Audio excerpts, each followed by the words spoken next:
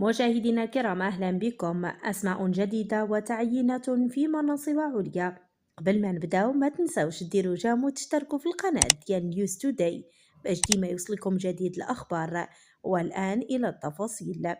صدق مجلس الحكومة اليوم الخميس على مقترحات تعيين في مناصب عليا طبقا للفصل 92 من الدستور، وهكذا تم على مستوى وزارة الصحة والحماية الاجتماعية تعيين المصطفى اليعقوبي مديرا للمعهد العالي للمهن التمريضية وتقنيات الصحة بفاس.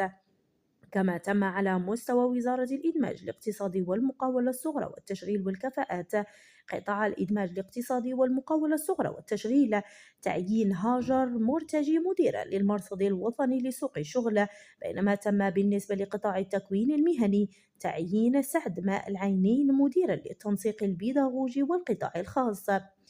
كذلك همت تعيينات جديدة وزارة الاقتصاد والمالية، حيث جرى تعيين لطفي الميسوم مديرا للتقنين والبحث والتعاون الدولي بالخزينة العامة للمملكة، وأنوار السندي مديرا للمالية العمومية بالخزينة العامة للمملكة.